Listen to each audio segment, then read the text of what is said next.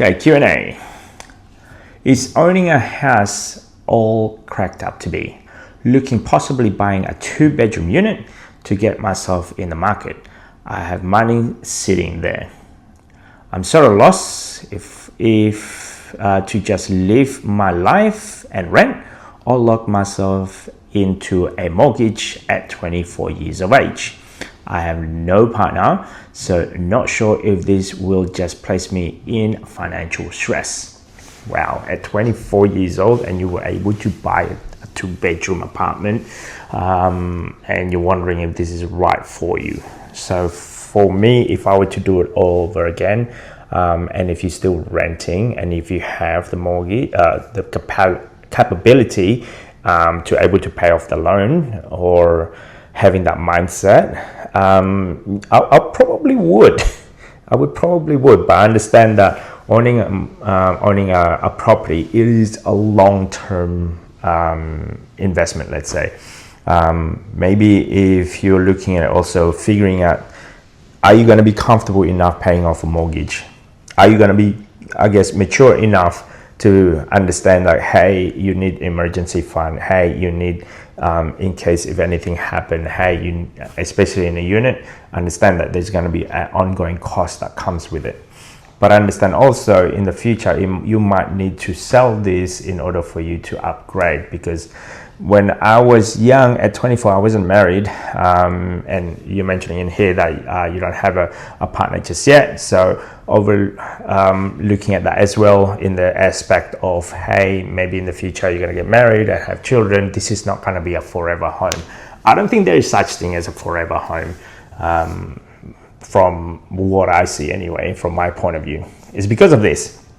At a certain point, you need to upgrade, which is what we did. We went from a unit, now we're going to a house. And at a certain point of my life, I'm going to go downgrade. So now from a double-story home, I'm probably going to do a couple of renovations here and there on this house.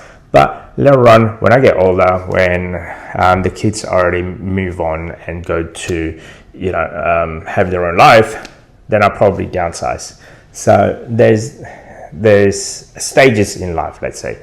I mean, if you can afford it, if you're comfortable that you're going to be going in there, and you know there's going to be costs involved on the transaction fee, let's say, if you're buying, selling, upgrading or downgrading, if you understand all of those, there will be a lot of costs involved. Don't get me wrong. But if you're mature enough and you understand your finances and you understand that there's going to be enough for you to sustain your lifestyle, and you're able to pay off the mortgage at the same time, then I don't see why not.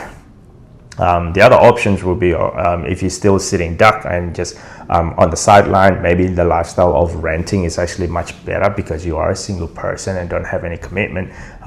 You might be better off putting it on ETFs. So there's a different scenario. Like renting is great because you don't have a lot of capital, but understand that rent do go up and you probably sometimes need to move if the owner, let's say, required to occupy, or things happen that they require to sell the house. So there's a friction in there as a single person, or if you're thinking of moving out.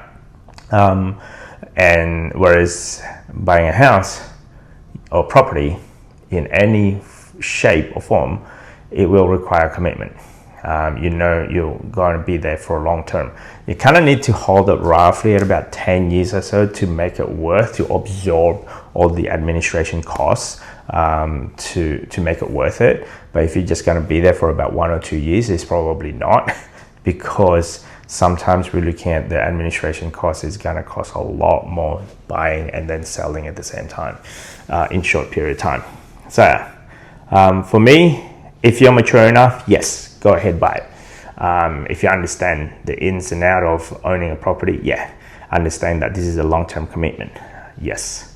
But if you're still in the sideline, if you're thinking, oh, I want to go travel, I want to experience things, I want to dabble on bits and pieces here and there, then probably not. There are different avenues out there that you can probably make your money working, because maybe you have this in a saving account that is not earning a lot of money, whereas if you put it in the market, it might be earning you an extra 10% per year or so. But yeah, each to their own. It all depending on your current situation. What is it that you're trying to achieve? Look at the trajectory roughly, 10 years plus or so. Don't look at this in the short term. Because for us, for example, we've been living in Brisbane in the past 2 years or so. We moved from Sydney when our kids was very young, realizing that I need more room. And I know for sure I will be staying here for roughly about 10 plus years, well, until at least high school complete. So as in my kids' school education, high school complete. Whether they go to university or TAFE or doing a trade, that's a different story. At least I know for sure I'll be here for about 10 years. You got to look at that long-term trajectory of your life. Anyway, that's just my 2 cents based on my own personal experience. What would I do at 24? And if you like this type of content, don't forget to subscribe, comment, and I will see you on the next video. Bye.